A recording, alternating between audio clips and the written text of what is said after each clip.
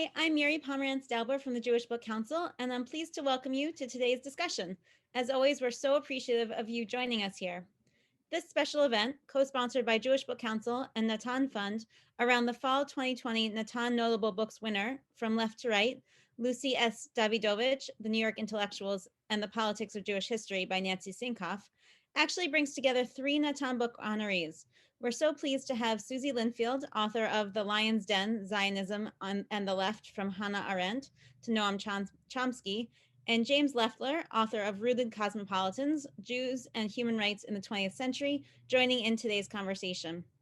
Our mission at Jewish Book Council is to educate and enrich the community through Jewish literature.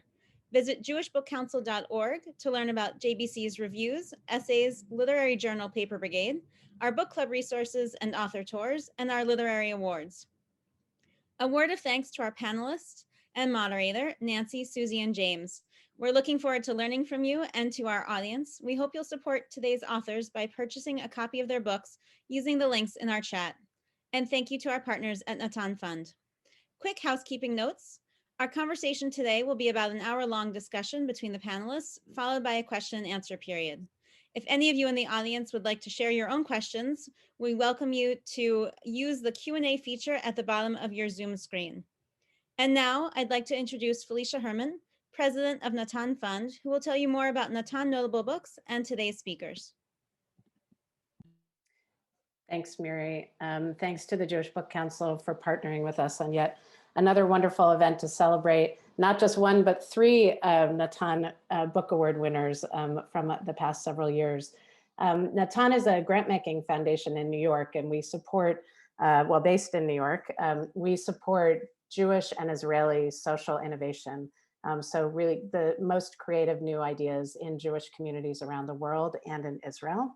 And a few years ago, we decided that we also wanted to be active in the world of ideas. And we created the Natan Book Award as a way to highlight books that we felt could catalyze important conversations about the Jewish people and Jewish history and Israel and the world. So we have been blessed really to have had some amazing book winners of the Book Award, which now has transformed into what we call Natan Notable Books, which gives us the ability in partnership with the Jewish Book Council to give awards to books twice a year. We couldn't be more thrilled to now have in the Natan family writers like the ones who you see on our screen, who are going to be talking to you today about their work and how it all fits together. So with that, I want to thank them yet again for being with us today and turn it over to Jim Loeffler, who's going to moderate the conversation. Thanks, Jim. Hi there. Thank you, Felicia. I want to thank the Jewish Book Council and the Natan Fund, 2 institutions that really support authors and support readers, right? And it's exciting to be here with all of you today because you're going to hear us engage in a conversation as authors and as readers also of each other's books. My role really is to facilitate that and give us all a chance to think about 2 remarkable books and remarkable lives and how they intersect with one another to certain degrees and with the questions that, as we advertised, are really at the heart of many people's minds, their thinking, I should say, about politics, about Jewish identity, about Zionism and the left, about the Holocaust, about gender, and about power. So we have a lot to talk about, and I'm not going to stand on ceremony and make a long preliminary set of remarks. I want to basically say that we're going to invite our my two co-panelists, Susie and Nancy, to share some opening brief remarks to kind of tell us about these people at the heart of their stories, perhaps how they came to them and what their story is, the big picture of it. And then we're going to turn to a conversation about some of the key themes that I've mentioned here that are really at the heart of these 2 journeys as they've been chronicled. And as you heard, we're going to invite you throughout to put your questions into the Q&A. We'll have our conversation, but we'll be mindful of what people are registering, and then we'll turn formally to them as we get to the end of our official hour here and do some Q&A at that point.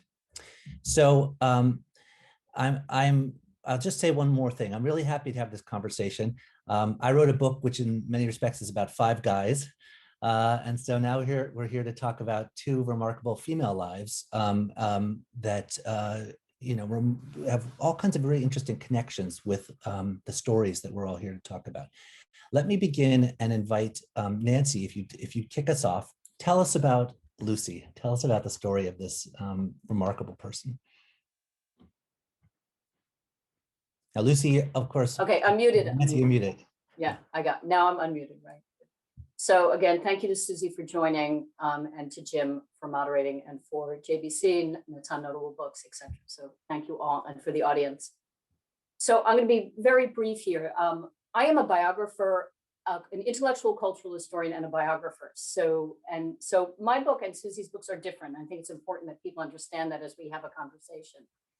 I looked at the life of Lucy S. Davidovich, who was born from 1915 to 1990, because I'm an historian of modern Jewry in Europe and also the diaspora and its diaspora settlements in the United States. And I'm interested in what I consider the big questions of modern Jewish life and identity. And Lucy S. Davidovich was a perfect vehicle for me to ask those questions in the 20th century. My previous work is on the 18th and early 19th century. I'm interested in particularly in the Jews of Eastern Europe. And so that's important. My book is about Ashkenazic Jewry, the way it shapes its encounter with modernity and the long process of that from the late 18th until the 20th and even 20th century and today. So Lucy Davidovich was my way to get at those questions. And she's an American-born Jewish immigrant daughter of East European Jews who made 2 fateful trips to Europe. In 1938, she went to Vilna, Poland, which was then in the newly reestablished independent Republic of Poland after Poland had been partitioned for 123 years.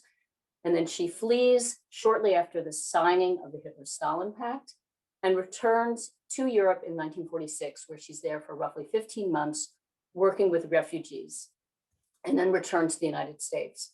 So my book chronicles the life and thought of an East European Jew who encounters Europe before what we now know is the Holocaust, but she did not know, and after the Holocaust. And then she becomes in many ways the voice of the murdered Jews of Eastern Europe. And so everything she writes touches on questions of Jewish political vulnerability. What does it mean for Jews to be vulnerable in the modern period? And she comes to that question through her own engagement with an ideology known as diaspora nationalism and her commitment to secular Yiddish culture. So there's much more for me to say, but that gives you, I think, an overview of why I wrote the book on Lucy S. Davidovich. Thank you, Nancy. So right away, you're cueing us to the fact that you wrote the story kind of out of Eastern Europe into America, and a story of Jewish politics, but also a kind of Jewish politics that we forget about a lot, I think, and its connection to Holocaust, to Zionism, to American Jewish life. So let me turn to Susie and ask her also just to introduce it. Your book, of course, is actually a group portrait, right, of many different thinkers and intellectuals. And it's a global portrait of them, right, and of global trends. So tell us about how that came about and how that fits into the story you're going to focus on today with Hannah Arendt. Oh, and Susie, we'll unmute you too to make sure. Sorry. First off, thanks to everybody for inviting me, and especially to the 267 participants in the audience. Thank you. Yeah, my book is an intellectual history of 8 thinkers on the left and how they approached Zionism. 7 guys, I must say, and 1 woman. Arendt is the only woman. I think what interests me about Arendt and her writings about Zionism and her writings about the Holocaust, et cetera, and her writings about Jewish identity, is that all of the things that Arendt cared about, universalism versus particularism, political self-determination, the question of judgment, the question of justice, or all of the things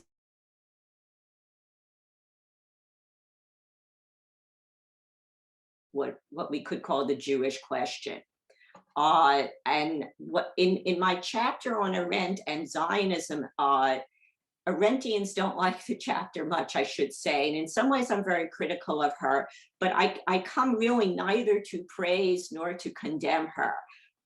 What interests me, in fact, is the contradictions in her views. And I think the contradictions in her views are representative of the contradictions and the paradoxes so many of us face when we're thinking about Zionism. So I try to avoid simplifying that she's a pro-Zionist or an anti-Zionist. I don't think that those categories are particularly useful, although I guess you could say at various times she was one or the other. But it's really the paradoxes and the contradictions in her thinking that interested me.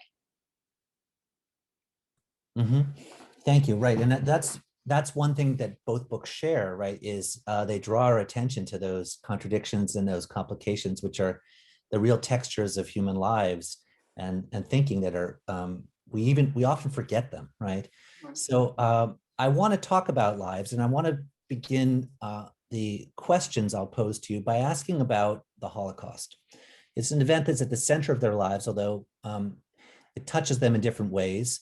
And their own perceptions of what it is are not simply determined by what happens during the war, right? As you both show us, they bring commitments, ideas into the war and into the events we now call the Holocaust, and they think, in real time about it, and they come out perhaps somewhere different than they were before.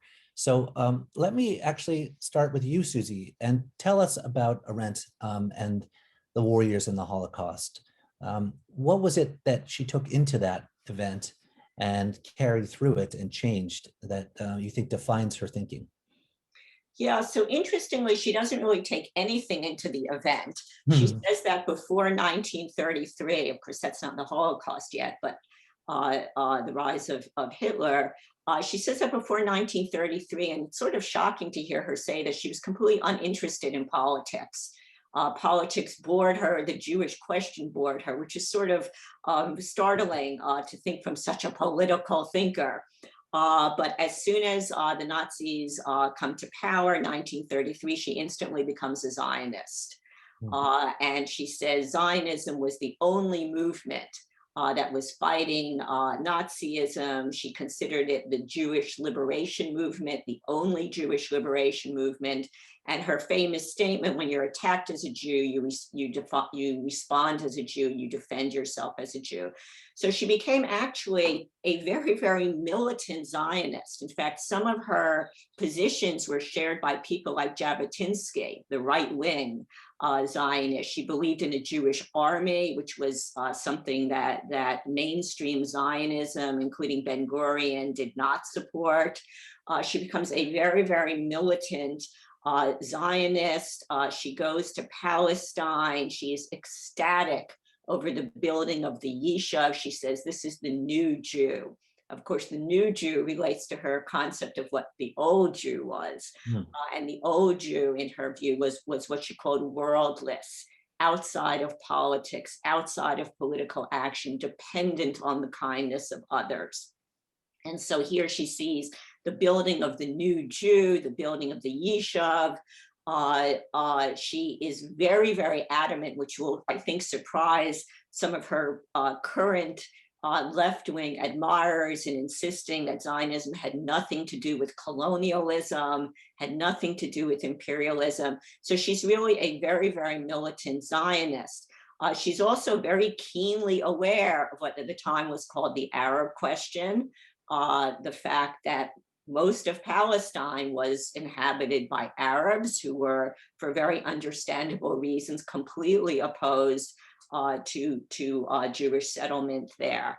And I think the big contradiction in her thinking, which maybe we'll talk about more, is that in 1948, she opposes partition and she opposes the establishment of the state, at the same time defending the Yishuv.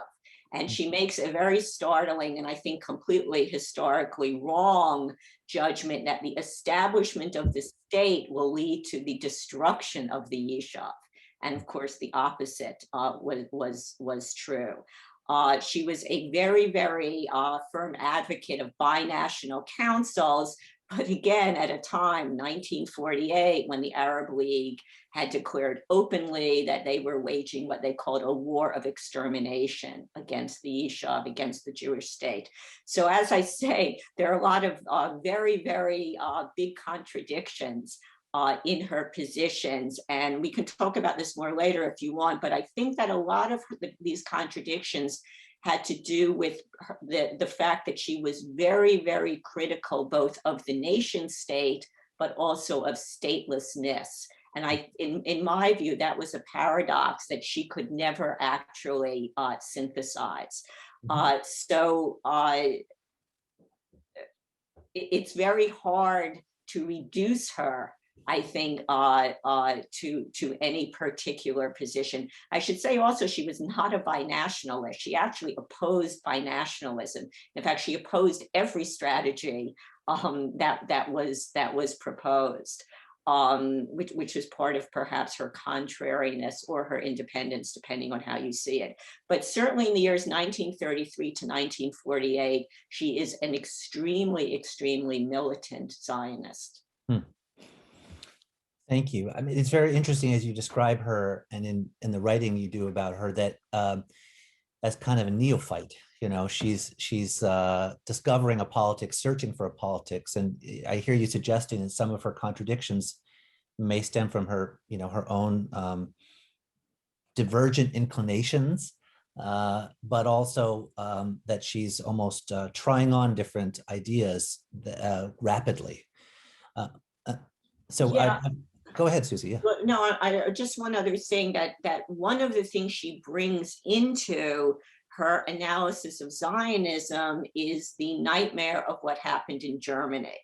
And part of her suspicion of the nation state is that she saw in Germany, in fact, all over Europe, the nation states of Europe devolved into ethnic fascism. And she was very, very frightened, or more than frightened. She was very, very suspicious of the nation state, that it would devolve into that.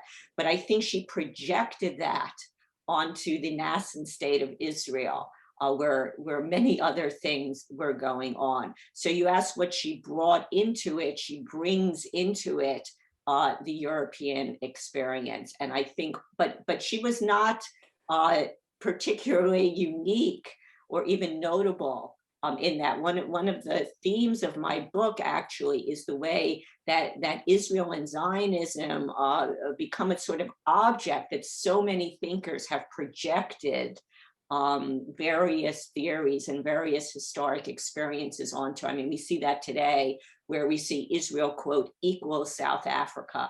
Well, Israel and South Africa are pretty different places. They actually don't equal each other. Although I myself am very opposed to the occupation. So what I'm saying is that many thinkers have that Israel and Zionism become a sort of prism that onto which thinkers, Arendt, but many others, project other historic experiences. Thank you. Yeah. So we will get a chance to go into those dimensions of it as we go on. Let me pivot to Nancy and ask her the same question. If Arendt thinks of herself as worldless, you know, you show us somebody who is a world seeker, right? She has a world she seeks out in this remarkable trip before the Holocaust. And could I just wait? Arendt does not think of herself as worldless. No, as Jews, right. Jewish history as worldless. Right. All right, go ahead. Fair enough. And I think Nancy will correct us both and say that Europe was not just Europe. There was Eastern Europe and there was Central Europe.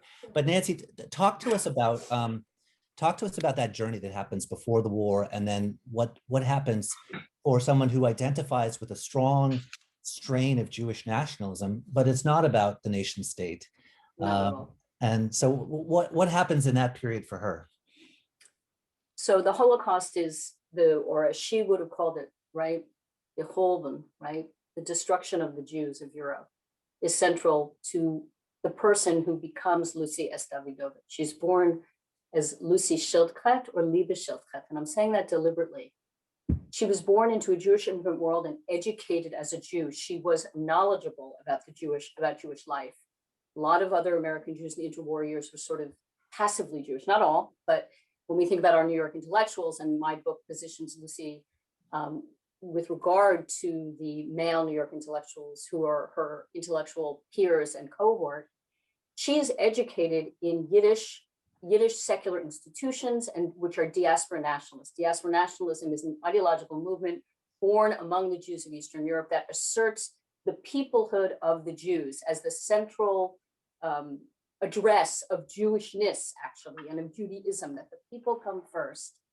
And there's a long history on this, I won't get into it, but she was educated both in elementary school and high school, and then in summer camp, very important summer camp, around diaspora nationalists. And all of these individuals were deeply engaged with Yiddish language, Yiddish culture, and a transnational or international Jewish community. She had that already in her pocket, and she chose to continue that. It's not that she had a linear, self-determined life. She determined to have the life that she led. And she made a choice. And in 1938, she made a fateful choice, urged by her mentor, Yaakov Shatsky, to go to Vilna, to study at the YIVO Institute as a graduate fellow, to continue her education in secular Yiddish press. So here's an American who goes in the opposite direction. And by the way, Arendt goes from Europe to America. Here's Liebe Schildkat, that's the Yiddish name, going from America to Europe. So she gets to Vilna in 1938, which we now know was before the Holocaust. She did not know it was before the Holocaust. She knew that there was antagonism from the West, right? Hitler had come to power in 1933. She had already written about Polish anti-Semitism when she was a younger person in the student journal of the Shalom Aleichem Folk Institute, right? Because there were some Polish anti-Semites who said the solution to the so-called Jewish problem was emigration. Jews should leave, then there wouldn't be a problem. So she's primed, not in terms of the Holocaust, but she's primed to be committed to Jewish peoplehood. And I argue that that is the leitmotif from beginning to end of her life, and actually is how we can understand her political evolution, because that's where she stands. She stands as an unapologetic, committed person to the Jewish people, regardless of where they live, and actually regardless of their politics. So the Holocaust unfolds, and she is caught up in it. She has an American passport. And by the way, we could go on about this, but I think it's actually significant. It's her Americanness that saves her. She gets out because she has an American. So this paradox of statelessness and statehood, and we could talk about Sela Baron, who was very close to Hannah Arendt and very close to Lucy in a different way. But Baron himself was stateless. He was a citizen, he was a subject of the Habsburgs, and then became stateless after World War I. And that was a very vulnerable position for him before he came to the United States. So it's one thing to be against the nation state, but it's another thing not to have a passport.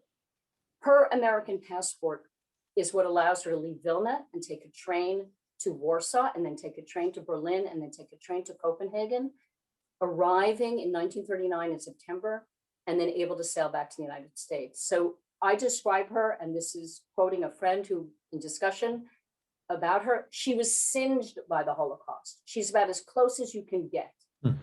Comes back to the United States, ends up reuniting with Max Weinreich, the head of the YIVO, works at the New York YIVO for 6 years, a very important story, because it means as a Yiddishist, as someone who is in touch with Jews who are both in the German-occupied zone, or German-occupied Western Poland and Soviet-occupied Eastern Poland, the YIVO in New York, which was a skeletal institution, has deep connections to European Jewry. They know what's going on, what's unfolding more than most English language readers.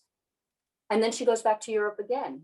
And when she goes back to Europe, I mean, think about this. I try to imagine it. Here's someone who had lived in the heartland of Jewish Eastern Europe.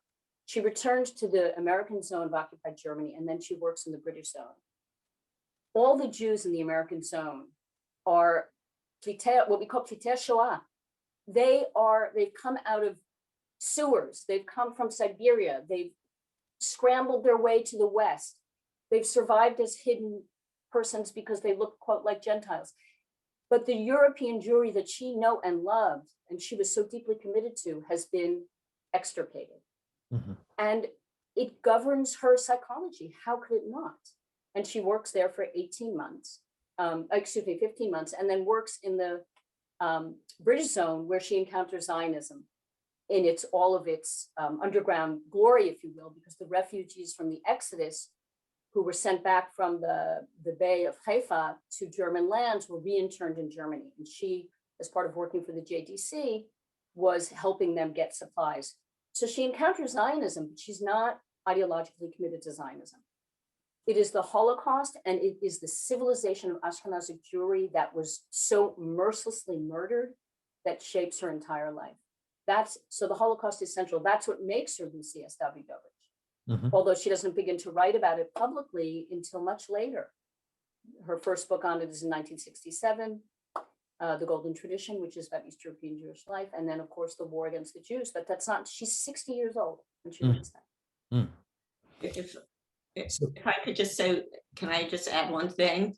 It's not that Arendt thought the passport was unimportant. On the contrary, she's the great chronicler of statelessness.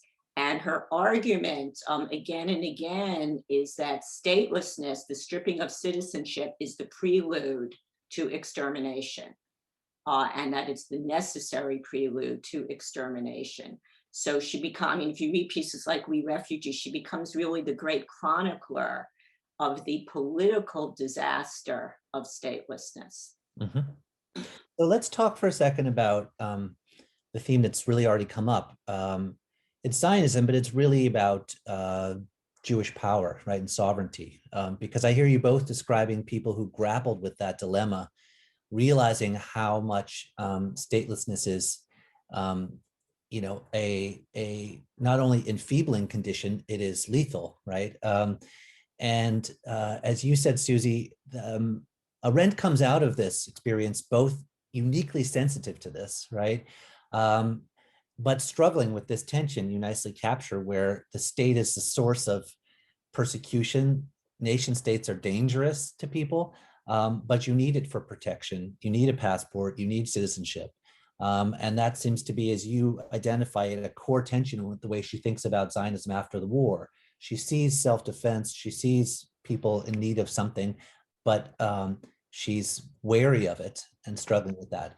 So I want to put that out there, but I also want to ask Nancy to talk about Lucy Davidovich, because she's somebody who, in some respects, she has an even longer journey to go to reconcile herself to Jewish sovereignty. As you say, she has a full Jewish national identity and existence that doesn't depend on things happening in the Middle East, doesn't depend on dreams of Jewish sovereignty and state building. But you note for us that she is acutely aware of the need for power and the need for sovereignty and what it means, and for citizenship. So she has, maybe emotionally, has an easier time with it, but also ideologically has a different journey to make. So Nancy, let's start with you, and then we'll jump back to Susie. Tell us about how she went from being a diaspora nationalist to something of, what do you want to call her? An instrumental Zionist? What is she? Yeah, but I would actually say that Zionism is a diaspora nationalist ideology. So. Oh. Because it's born in the diaspora. Don't tempt me. We'll go there. The typology. I think that. So, yeah. But I want to say something that actually relates to something Susie said earlier, and I think it's important. And again, Susie, I know you're not Arendt's biographer and you're not there to defend her, but this distinction between the new Jew and the old Jew, I think is actually critically important to how these two women talk about Jewish history, what they do and do not understand about it, and how in Davidovich's case, she defends, quote unquote, the old Jew, if you will. And this is part of the modern Jewish nationalism's disparagement of Gullus. And I think that I want to say it with the Yiddish intonation, right? Not Galut in the Hebrew way, because already then you have Ivrit, you have Sephardi Hebrew, but Gullus, the idea that the Jews of the diaspora lack a political tradition, they are feckless, they are disenfranchised, they have no real political past. Now, again, we could go down a big rabbit hole about the way Arendt did and did not use and understand Raoul Hilberg, and that's important. She used him in Eichmann, but she actually was one of the people who said his book shouldn't get published. But both Hilberg and Arendt, who are different kinds of thinkers, both in many ways argued that the Jews were not capable, the old Jews were not capable of defending themselves. And Lucy S. Davidovich comes out of a very different, again, intellectual tradition in which the Golos Jew is not to be disparaged. There is a great vitality and creativity of diaspora Jewish life, and particularly from her point of view, the great civilization, 1,000 years of Jewish history in Ashkenaz. So she is extremely sensitive to and defensive about a criticism of East European Jewry's culture. And she's also very critical of Zionism, of the idea it's the apotheosis of resistance.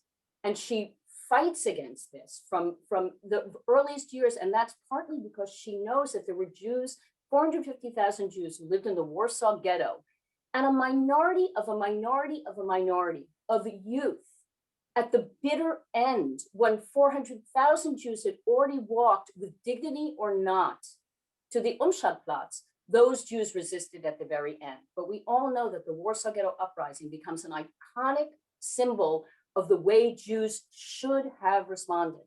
And it's part of the Zionist narrative, it's part of the communist narrative, and she resists this to her core.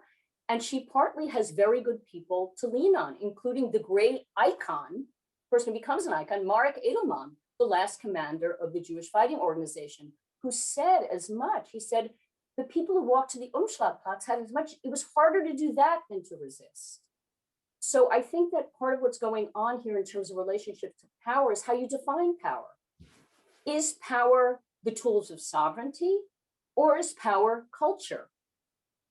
Mm-hmm. And for Lucy S. Davidovich, power is culture, first and foremost. And it's the spiritual culture of the Jews that has aided and abetted their survival. Without it, they are lost, regardless of who comes after them. So, yeah. So full stop. No. I have many more. You're already anticipating where I'd love to go in a second, which is, if culture is a source of power, then so is history and history making, right? Because that both of these people have to make sense of the Holocaust and have to give us a history, and there's a power in that. But before we go there, I want to ask Susie to just spell out a little bit more her really intriguing reflections about the tensions inside nation state, sovereignty, and power for Arendt. Well, if I could just get, can I just something that what Nancy said makes me think of, there's no doubt that Arendt was not a scholar of Jewish history and that she saw Jewish history in a quite one-sided way. But I would say that for Arendt, and this was true of the Zionists too, I mean, this is true of Ben-Gurion, who was in a way Arendt's nemesis. This is true of all the early Zionists. Arendt would have said, I shouldn't speak for her, but she would have said, no, culture isn't power when 6 million people are killed. That's not power.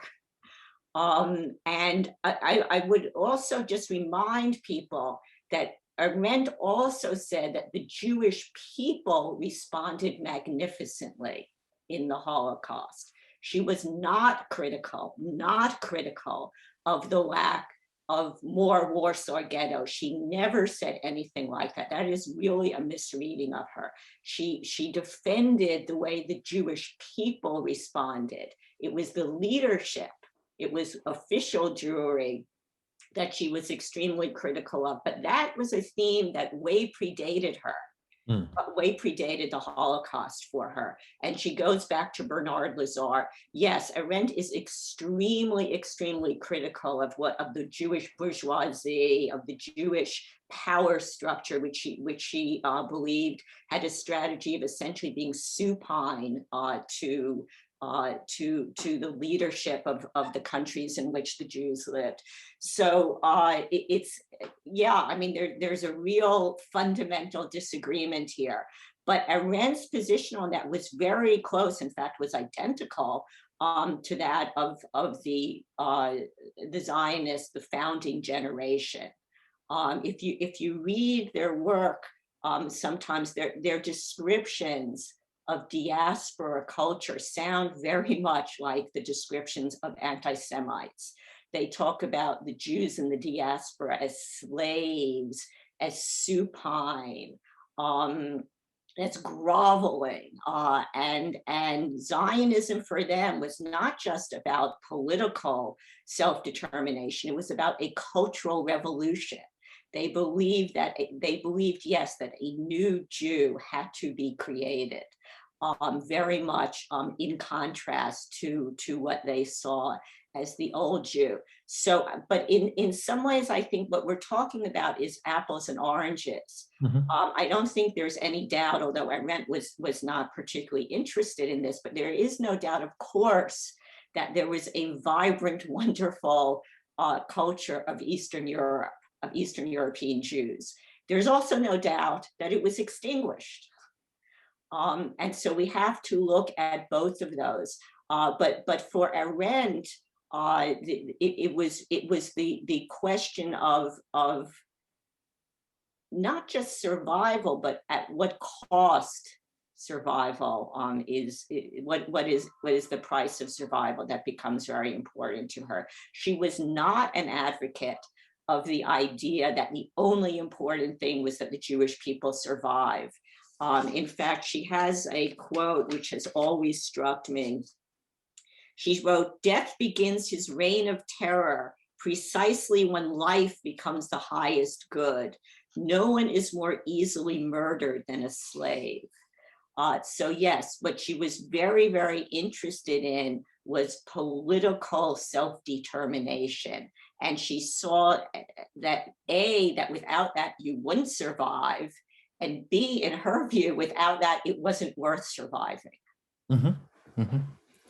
So speaking of survival and justice, this spring will be the anniversary, the 60th anniversary of the Eichmann trial. And I want to turn to that because we've already heard you both speak about the different ways in which each of these thinkers interpreted the Holocaust. Each of them took lessons out of it and struggled with what those lessons meant, but how each also performed something of an autopsy on sort of what happened, right? And Susie, you just referred to that, even the sense of the Jewish people themselves were not culpable for their destruction, but there's a leadership failing. All this came up, of course, in the Eichmann trial, and more specifically in Arendt's book about it.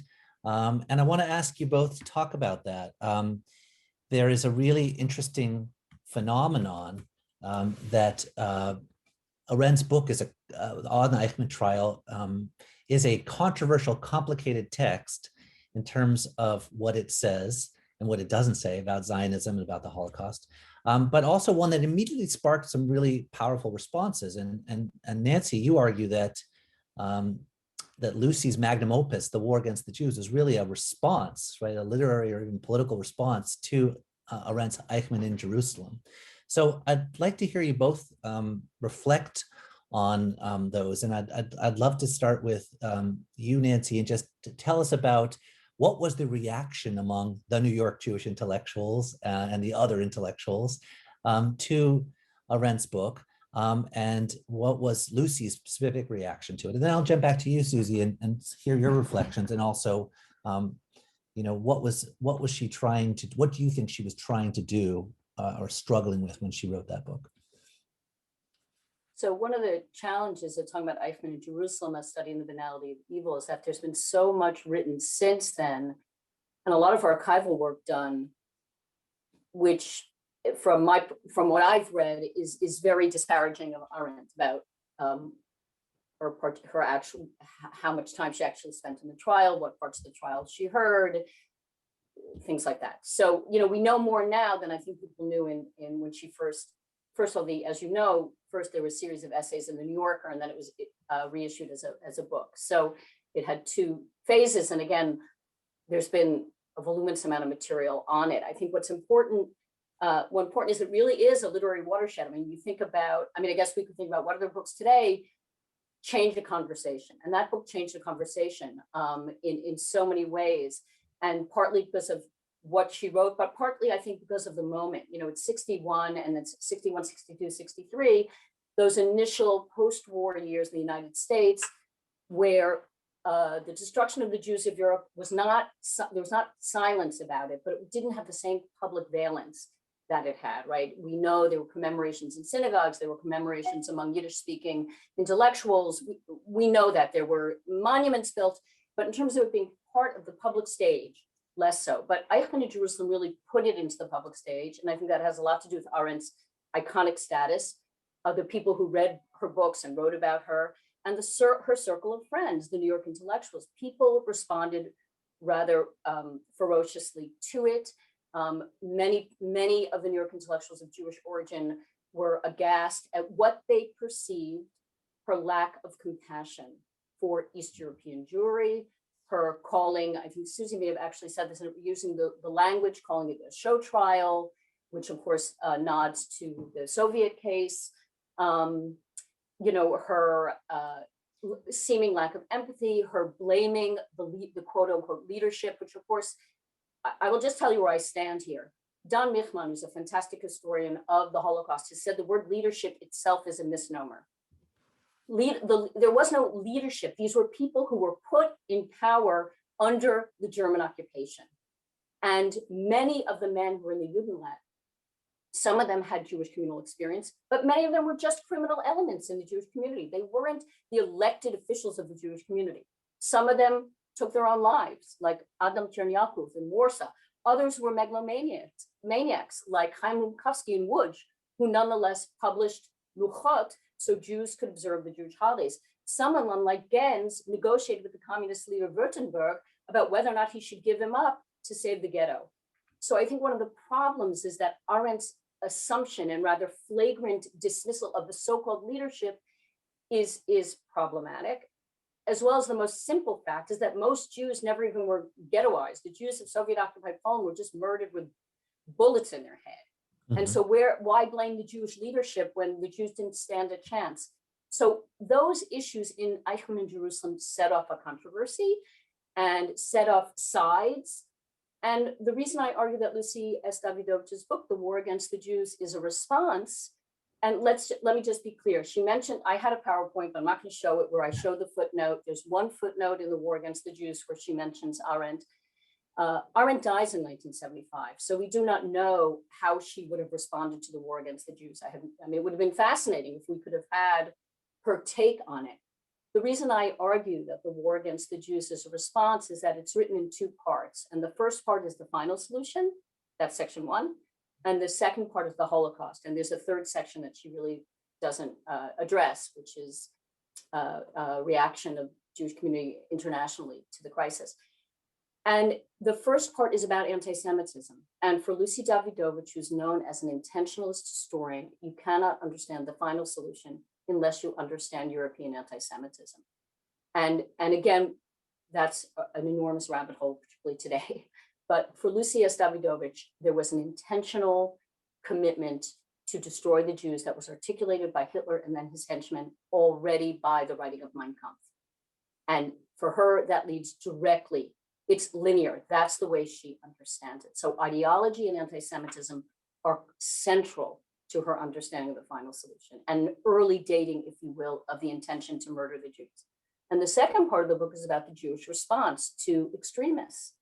And again, and she exculpates, if you will, the condemnation of the Judenrat. She said, no man who was in the Judenrat wanted a Hitlerian solution. And so she says they had limited agency to effect this saving of the Jews. And she would argue that many of them tried and they bargained and they put Jews to work and they tried to do what they could do. I will just say one last thing because I think it's such a heated topic. There's no doubt that individuals and people who experienced the brutality of the kapos, of the Jewish police, or watched members of their family being selected by the Judenrat itself, had enormous rage at what they perceived to be the Jewish leadership in that moment. How could one not? But the question then is, how do historians later imagine what were the parameters of human agency in that moment. And I would say you were damned if you did and you were damned if you didn't. When Adam Chernyakov killed himself, members of the Jewish Fighting Organization were furious that he had done that. They felt that he added to the despair for the Jews in the Warsaw Ghetto. But he refused to participate in the mass actionem that would take place in 1942. So Lucy Davidovich defends the men of the Judenrat because she argues that they were put in place by the Nazis to do their bidding. Full stop. And she captures also the emotional intensity, and you describe it of people afterwards, right? People just of memories impact, right, on Jews, particularly American Jews, trying to make sense of it, still feeling its touch, even if they were only singed by it, as you said so nicely, right? I'll just say one thing. I don't want to give it to Susie, but Yeah. Lucy Davidovich married a refugee from Warsaw. Her husband, Shimon Davidovich, was a Bundist, meaning a left-wing anti-Zionist, right? Bundists were anti-Zionist because they were diaspora nationalists and did not believe in the sovereignty of the nation state outside of Europe. Mm-hmm. He lost his first family in the Warsaw Ghetto, and he lost a daughter who was a ghetto fighter. So she was not a stranger to these issues of power and powerlessness and fighting and not fighting. And they lived with that. They lived with the memory of Topcha's murder in 1943. Mm-hmm. Mm-hmm. So for her, there was clearly something redemptive in the pursuit of justice, or at least necessary. And Arendt, Susie, tell us about Arendt, because the Eichmann in Jerusalem is a book that's, I think, more talked about than read. And it's, it's given rise to certain images of her as simply a critic of Zionism or a critic of international justice. And you show us, remind us, it was not actually what she was saying. There was a lot of contradiction in what she thought about when she went to Israel for that trial, and what she did there and what she knew and didn't know. But tell us a little bit more about really what was going on in that book. Yeah, so I think there's a lot going on in that book. Nancy's absolutely right that subsequent historic research has really challenged, if not negated, a lot of what she wrote, certainly about Eichmann, about who Eichmann was. One of the faults of the book is that she's not there for his cross-examination. And even other reporters who were there in the courtroom came away with a very different view of Eichmann, not just an apolitical opportunist. And also the whole question of the Judenrat is vastly more complicated than anything in Arendt's book. So a lot of what she wrote on all of that, I think, has been disproven absolutely by subsequent historians. And there's no doubt that the book for me is a very contradictory text. I have such strong reactions in many different ways to it. There's no doubt that the book is written in a very creepy tone. It's very ironic. It's very sarcastic. Nancy's absolutely right. It's completely devoid of any sort of compassion, or almost devoid of compassion. I shouldn't say completely, which is interesting also because Arendt was the great defender of the pariah. And here you had these real pariahs, the survivors, these people who had been through hell, who had somehow survived, and they're testifying, and Arendt is so dismissive of their testimony. All of that is, I think, is just, extremely, extremely painful and sometimes enraging to read. And yes, her language, she talks about, quotes, Zionist selections, which of course is the echo of the selections at Auschwitz. So all of that, I think, is quite odious.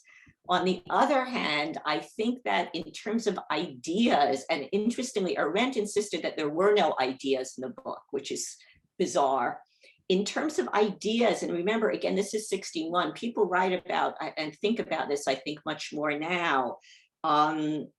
She was raising some very, very important things. The ways in which terror and dehumanization dissolve solidarity among the victims. is one of the things that the book raises. The question of particularity versus universalism in prosecuting war crimes and genocide is something that is a big issue now in war crimes trials. The qualities that distinguish genocide from other crimes against humanity. Again, that's something that human rights lawyers, activists, et cetera, are write about a lot now. She was, as far as I know, was one of the first to raise this, and in extremely, extremely challenging ways. The function of war crimes trial. She was not against the trial at all. She was an advocate of the trial. She was an advocate of Israel holding the trial, and she was an advocate of the death sentence. But she also said that all of that could never even begin to approach the crime. The question of how one can, and this comes up in other cases, Rwanda, et cetera, Cambodia, how do you prosecute perpetrators in a state that itself has become criminal? The whole question of a criminal state, in other words, not criminals in a state, but that the state itself is now a criminal enterprise. The distinction between collective guilt and collective responsibility. I mean, these are all really, really important issues and important ideas that this book opens up. So I think the weakest part of the book is what she says, in fact, about Eichmann and even about the Judenrat. But I think that there are really, really important ideas contained in the book, albeit in language that I find extremely, not just offensive, but really creepy. I'll say one other thing about the Judenrat, which again, I sort of take, what Primo Levi said about the Sonderkommandos, that we can't judge. How do we judge? I don't feel that I can judge this. But I have to say that in reading Lucy's book, she also, some of her descriptions of what some of the Jewish leaders were doing are bone chilling. I mean, it is horrible to hear. And again, maybe we cannot judge this, but to hear people negotiating, I'll give you 100. Okay, I'm going to give you 100 to kill, but that'll save 100. I mean, it's grotesque. The Jewish policemen, and there are many, many photographs of the Jewish policemen rounding up fellow Jews to deport them to the death camps. I mean, all of this is grotesque, and what terror can do to a people is, I think, a really important thing for us to look at, and it's a very ugly thing to look at. It's a very ugly thing to look at. Well, you make an important point, and it's something that it's easy for us to look past, but one can ask the right questions, but get the facts wrong. And that's a dilemma we live with today, when people ask necessary questions, but they don't check the facts, and that tone matters, right? And that's something. So I want to build on that and turn to a question that I'm very curious to ask both of you, which is, both of these people knew and corresponded with Gershom Scholem, the great German Jewish scholar of Jewish mysticism.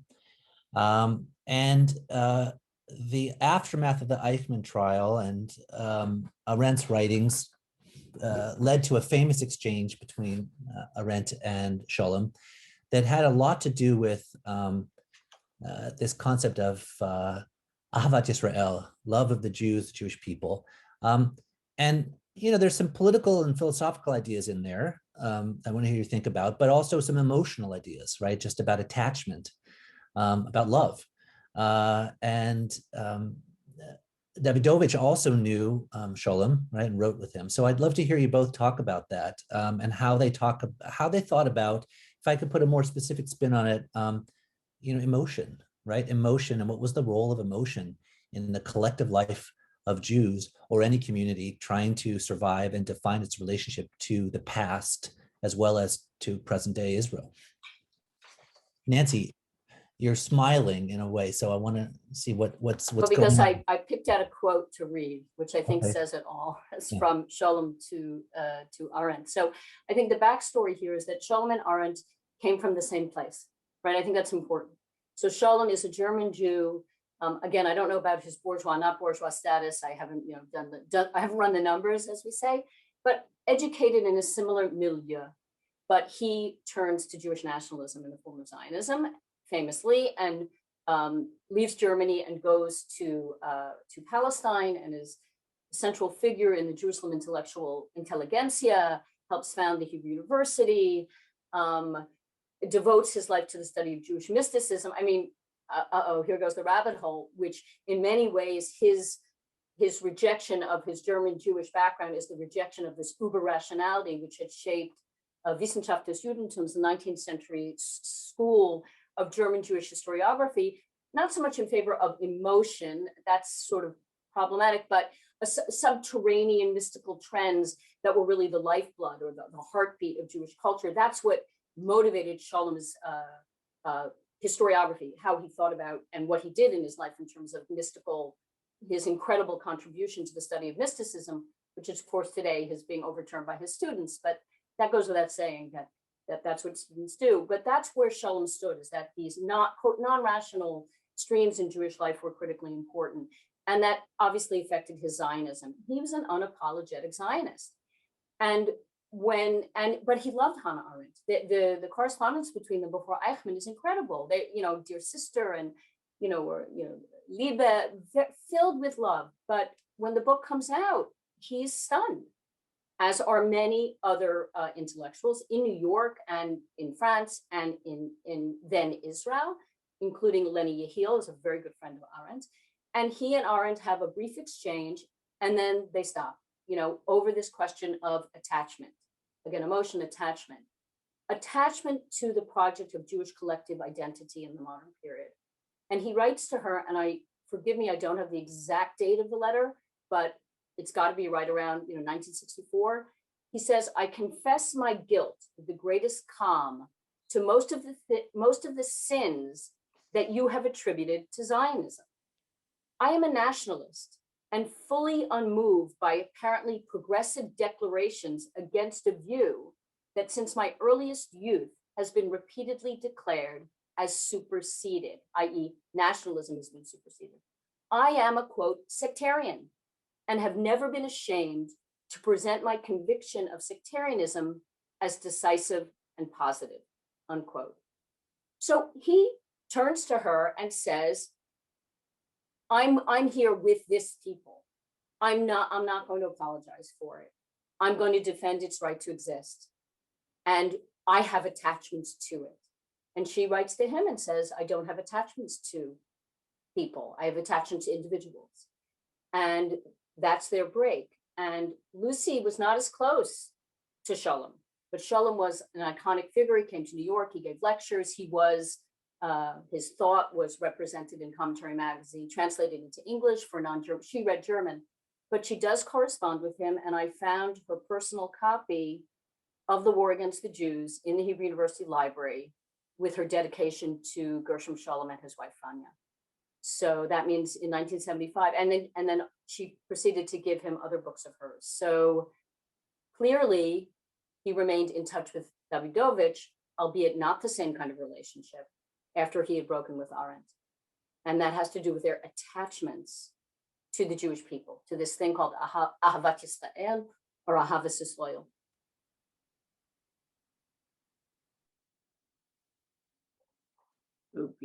In a second, we will we'll turn to some of the questions that have come in and encourage people to put them in if you want to put your voice into this conversation.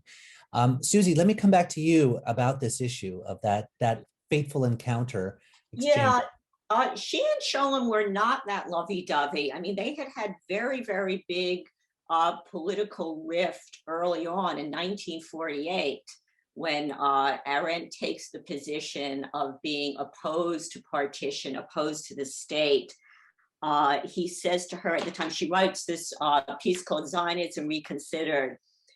He says to her at the time, Zionism has created a situation full of despair, doubt, and compromise, precisely because it takes place on Earth, not on the moon.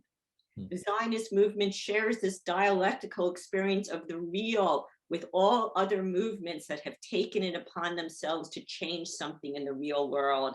And he basically tells her, you know nothing about Zionism, you know nothing about what's going on in Palestine or what then became Israel. So they had already had big rifts. He thought that there was a kind of purism to her views on Zionism, which had nothing to do with the actual facts on the ground. So there's a whole precedence to their dispute over Eichmann. But yeah, it's absolutely true. Arendt, although interestingly, she again and again throughout her life in the 67 war, the 73 war, she says, you know, the destruction of Israel would be the greatest catastrophe, that this cannot happen. So she did, in fact, have a connection to the Jewish people. But again, this gets back to her political ideology. She's actually very, very suspicious of compassion as a role in politics. In On Revolution, she disparages compassion. She says that the only value is solidarity, not any love of men. And for her, solidarity, again, was not ethnic solidarity. For her, solidarity meant, or at least theoretically, solidarity with the pariah, with those who are trying to make a new kind of history. So yeah, I mean, she rejected the idea of love of people. And yet, as I say, in her positions, 67, 73, she always came to the defense of Israel when she felt that it was being endangered. So it's an interesting question to think about, how all of this resonates down to today. And, you know, for those of us who write about human rights and humanitarianism, it is, there has been a huge focus to try and understand the emotional dimension. And there is a critique of a lot of Western human rights activism, even, that it is built upon emotions and emotional attraction to causes and to distant objects of suffering, right? And there's a suspicion of it, which perhaps could be shared with Arendt, but as you point out to us, it's hard for anyone to escape that. And she herself had this attachment to Israel, even if she would disavow it's an emotional, you know, belonging or a political belonging in some sense. But I want to talk about something else about the way these issues and these complexities resonate down to the present. We advertise this as an event. We're going to talk about these thinkers, the writings, and the left, right? And clearly, one of the reasons we want to see both of these thinkers presented to us, and readers are drawn to both of your books, is because of the question of what is the left today, right? Where is Zionism in the left today? Where are Jews in and the left today? And one of the fascinating things we see in both of these portraits is that it's not at all obvious what it means to that we can simply call either one of these people women of the left, right? So I'd like to start with you, Susie. Tell us about this, because there's you say there's really a misconception. Even if Arendt is important to leftist thinkers today and self-identified leftists, that's not who she was. Well, she's important because I think a lot of leftists today are very anti-Zionist, and they identify her as anti-Zionist. Although, again, I think that that's a simplification. But I guess I would say that Arendt, I mean, I'm not, sure that I want to categorize her as of the left, but that she was a passionate advocate, defender. I mean, you see this in On Revolution and so much of what she wrote, of democratic self-determination, of the idea that people could remake their history as Democrats, small d. You see this in On Revolution, although again, there's a lot in that book that is sort of, one could say is wrong, even wacky perhaps, because she had a very particular and very narrow definition of what political action is. But she very, very much believed that people as individuals and peoples as people become themselves through democratic self-governance, through democratic self-determination. So in that sense, in addition, of course, to her passionate anti-fascism, I would put her on the left. And you see that a lot of the people that she wrote about most admiringly, Brecht, Walter Benjamin, Rosa Luxemburg. I mean, she herself was not, was not a communist, but she's very, very drawn to those figures. But basically, I would see that it's her absolute passionate, sometimes almost blind allegiance, passion for democratic self-regeneration that I guess would put her on the left. Mm-hmm. Well, you also just captured something really interesting. If I could just say one other thing, she was actually, you mentioned human rights. She, of course, and in Origins of Totalitarianism, this is, the brilliant, famous past, she's critical of human rights. She says that human rights mean nothing without political citizenship, that once you lose political citizenship, you have no human rights. And we see that in the world today with stateless refugees. Right. Well, I want to pick up on something you were saying just a second ago, though, which is that she was attracted to certain political thinkers, even if they were not really representing her own commitments, right? That ideas of, and I think that's something that we can see with Lucy too, right? As somebody who goes through the journey, has a relationship to what we now call the neoconservative right, to neoconservatism, even if that doesn't quite capture who she was. Nancy, tease that out for us, because it's fascinating, and I think it resonates through a lot of questions today for Jews in American politics who are attracted to certain things, even if that doesn't actually fit their true ideological commitments. So just to emphasize, Lucy Davidovich was a youthful communist when she was at Hunter College. So she actually joined the party, but as in the Young Communist League. So she was, full in with communist ideology for about 2 years of her life, and then she leaves the party. So she does start out in the communist left. One of the problems for all of us today is that this word "the left" can mean any number of things, right? Progressive, socialist, and in the interwar year, or sort of fidelity to some kind of vision of, I guess, I don't know, what Cuba used to be or what China is today. I mean, these are terms that, in some ways, they're 19th century terms that don't fit either the 20th or the early 20th century that don't fit the 21st century. But Lucy starts out as a communist. I think that's important. And she leaves the Communist Party, and she never looks back. And the issue for her, exactly why she left, was she thrown out, was she not, has to do with this question of universalism and Jewish particularism. Another way of saying it is, where does Jewish collective identity, Jewish groupness in the modern world, where does it fit? Can it fit in universalist movements of solidarity? I think that's, for her, the rub or the problem, because it seems that, in the long history of the negotiation of Jews on the left, is that universalism implies leaving a certain kind of Jewish commitment and belonging at the door. And she had that, she was, if you will, predisposed to have that because of her experience with the Communist Party in the United States.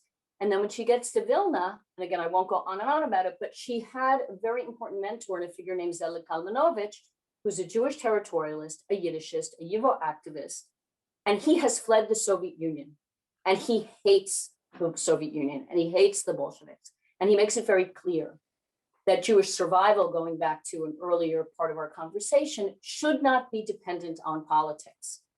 So the paradox of Lucy Davidovich is that she does not think Jewish life, its legitimacy, should be politically dependent. And yet she herself comes to the conclusion that for Jews to be safe in the United States, they should align with the Republican Party by the 80s. So in a way, she wants it both ways, right? She wants to say, politics is not the litmus test for being a Jew. But in this society right now, the so-called left, or the Democratic Party, or the radical wing of the Democratic Party, here we're talking about the late 70s, early 80s, is inhospitable to Jewish groupness. Therefore, one should turn to, in this case, part of the neoconservative turn to embrace the Republican Party. So it's contradictory. What I would say, she dies in 1990, and we don't know, and I don't know, where she would have stood in the evolution of conservatism, the turns it took, all the way up to our last president, who was not a conservative in my view, but at least championed this idea of being conservative.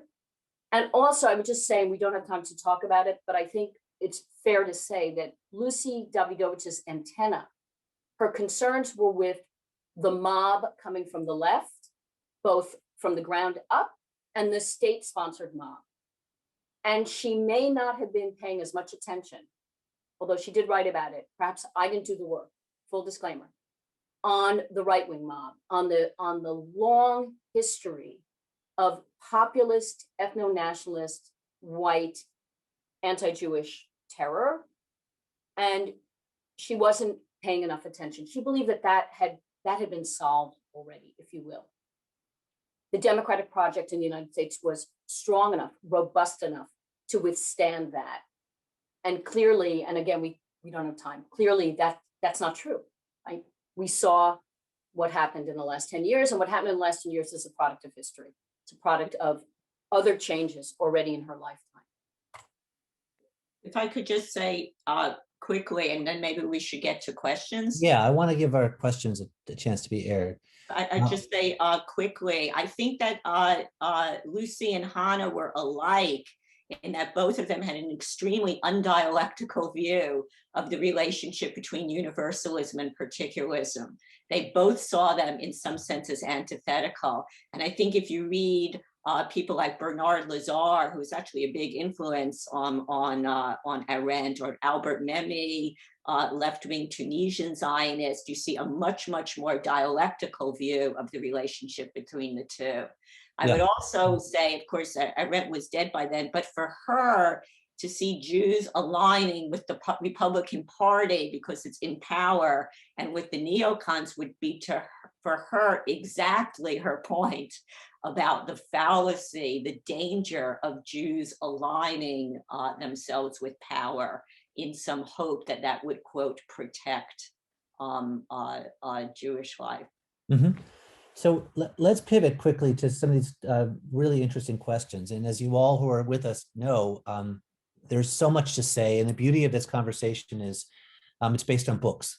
So I'll make my own plug for these two books. If you didn't have your copy yet, they're really, here's your chance, right? No better opportunity. And I'll make a plug for Jim's book. So there you go. Yeah. And let's do the compliment fest. I'll say that, Nancy, I really doubt that you missed something, even though this particular person had a massive corpus.